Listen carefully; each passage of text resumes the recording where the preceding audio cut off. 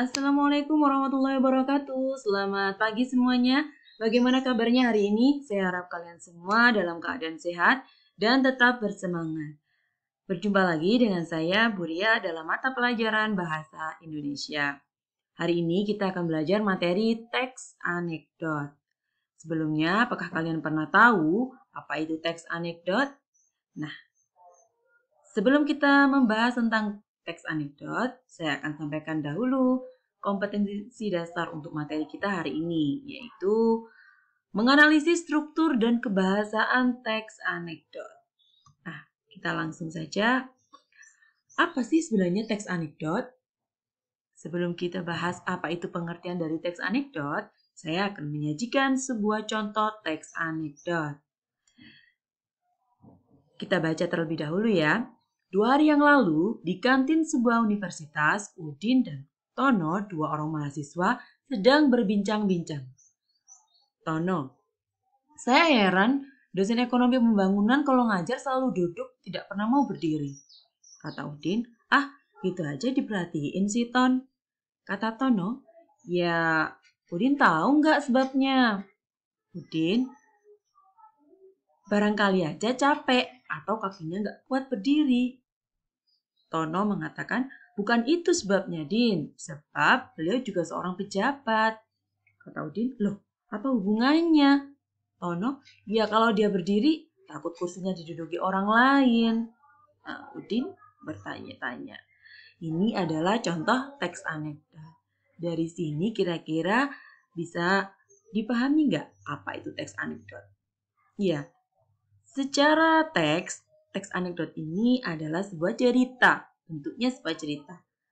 Nah, cerita yang singkat betul, yang di dalamnya ada unsur lucu atau menyindir atau mengkritik.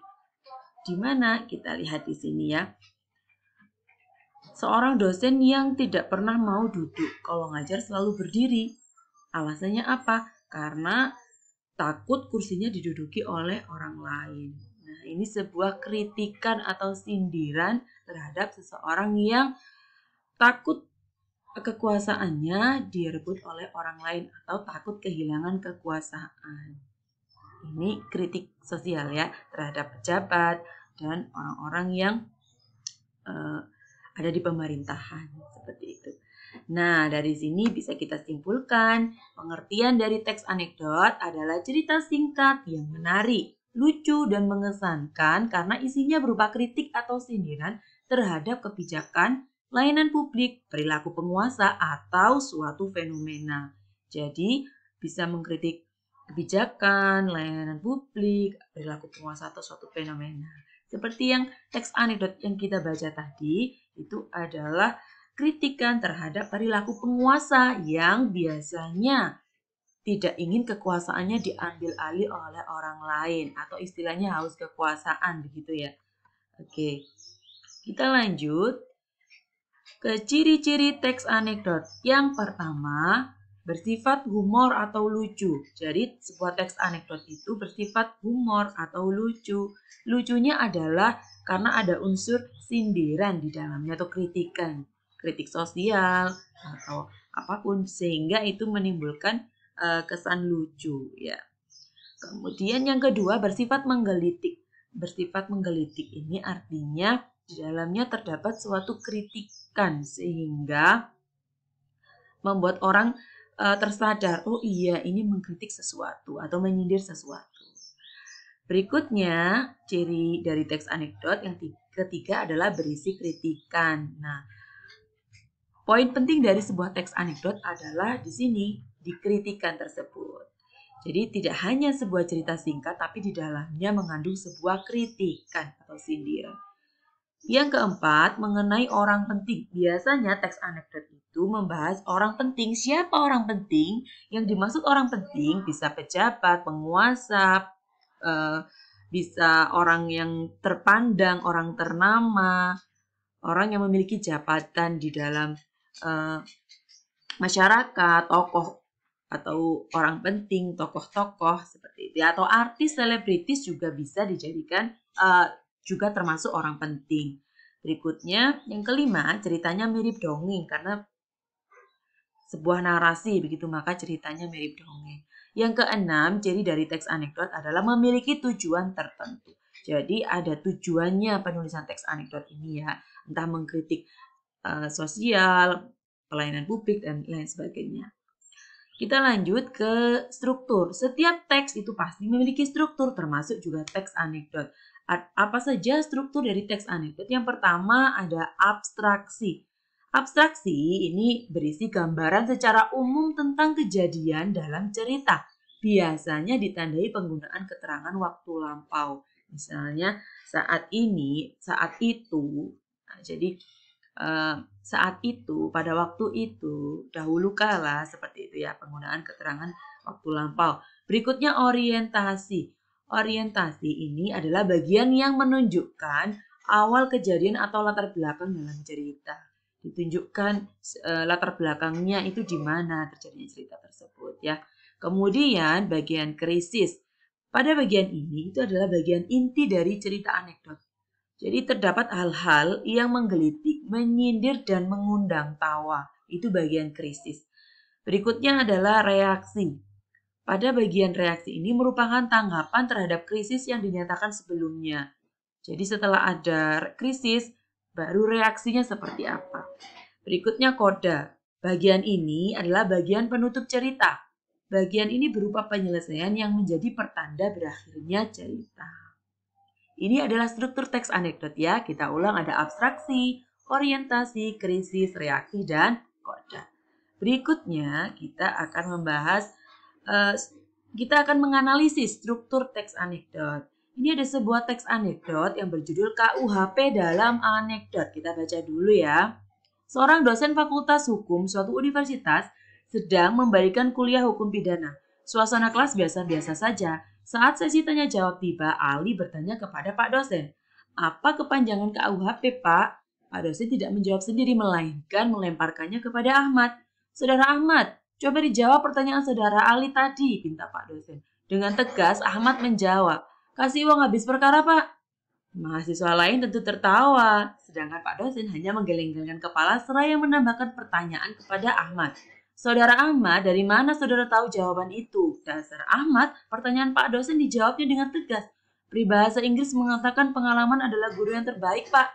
Semua mahasiswa di kelas itu tercengang. Mereka berpandang-pandangan lalu mereka tertawa terbahak-bahak. Bila tawa mereda, kelas kembali berlangsung normal. Ini cerita anekdot KUHP dalam anekdot. Kita langsung analisis strukturnya ya. Bagian abstraksi itu adalah ketika seorang dosen memberikan kuliah hukum pidana. Ini dia. Jadi awal ceritanya seperti apa? Awal cerita abstraksi itu kan awal cerita. Jadi awal ceritanya adalah seorang dosen fakultas hukum sedang memberikan kuliah hukum pidana. Bagian orientasi itu sudah masuk ke latar belakang cerita. Jadi latar belakangnya masuk di suasana kelas biasa-biasa saja. Ini latar belakang tempat, waktu, dan suasana. Kemudian bagian krisis, ini sudah masuk di bagian inti dari teks anekdot, yaitu sindiran atau kritikan. Kritikannya apa? Yaitu KUHP diplesetkan menjadi kasih uang habis perkara. Kalau ini adalah kelas kelas kuliah hukum pidana, maka KUHP dalam artian hukum yang sebenarnya adalah Kitab Undang-Undang Hukum Pidana, kan begitu. Tetapi kalau diplesetkan menjadi kasih uang habis perkara, berarti ini adalah sebuah kritikan atau sindiran terhadap oknum-oknum yang biasa menyuap, seperti itu ya, suap-menyuap yang terjadi di masyarakat. Reaksi, jadi reaksinya setelah ada krisis apa? Yaitu mahasiswa tercengang dan tertawa, sedangkan dosen menggeleng-gelengkan kepala. Bagian koda, ini bagian penutup, yaitu kelas kembali berlangsung normal. Nah, ini adalah contoh bagaimana cara menganalisis struktur teks anekdot. Oke, kita lanjut ke pola penyajian teks anekdot. Pola penyajian teks anekdot itu ada dua ya. Yang pertama narasi, artinya teks anekdot disajikan dalam bentuk naskah cerita yang berbentuk paragraf, seperti yang tadi ya. Yang kedua berbentuk dialog. Jadi teks anekdot ini disajikan dalam bentuk bahasa percakapan yang ditandai dengan tanda baca titik 2 dan tanda baca kalimat langsung. Seperti yang teks anekdot KUHP teks anekdot tadi itu bentuknya adalah narasi, sedangkan pejabat yang dosen yang nggak mau duduk tadi, contoh itu adalah contoh teks anekdot berbentuk dialog. Oke.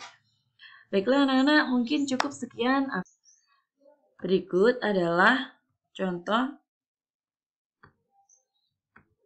teks anekdot yang berupa dialog seperti ini ya. Ada dialognya. Teks anekdot yang berbentuk narasi seperti ini yang tadi kita baca ya, KUHP dalam anekdot ini bentuknya adalah narasi. Oke, kita lanjut ke kaidah kebahasaan teks anekdot. Yang pertama ada menggunakan keterangan waktu lampau. Contohnya kemarin, pada waktu itu, pada suatu hari, dahulu kala. Yang kedua menggunakan konjungsi temporal, yaitu kata hubung yang menyatakan urutan waktu. Misalnya, setelah itu, kemudian, lalu, selanjutnya. Selanjutnya ada menggunakan kata kerja material, yaitu kata kerja yang mengacu pada tindakan fisik. Contoh, mencuci, memasang, membersihkan, melakukan. Berikutnya, menggunakan pertanyaan retorik, yaitu pertanyaan yang tidak membutuhkan jawaban. Contoh, apakah nasib kita akan berubah tanpa ada usaha? Nah, pertanyaan ini tidak butuh jawaban karena jawabannya kita semua sudah tahu. Nasib kita tidak akan berubah kalau tidak ada usaha. Yang terakhir yaitu bersifat naratif atau diceritakan secara runtut. Biasanya teks anekdot itu diceritakan secara runtut atau bersifat naratif ya. Oke, terima kasih untuk pembelajaran hari ini. Mudah-mudahan bermanfaat dan sampai jumpa di video pembelajaran selanjutnya. Assalamualaikum warahmatullahi wabarakatuh.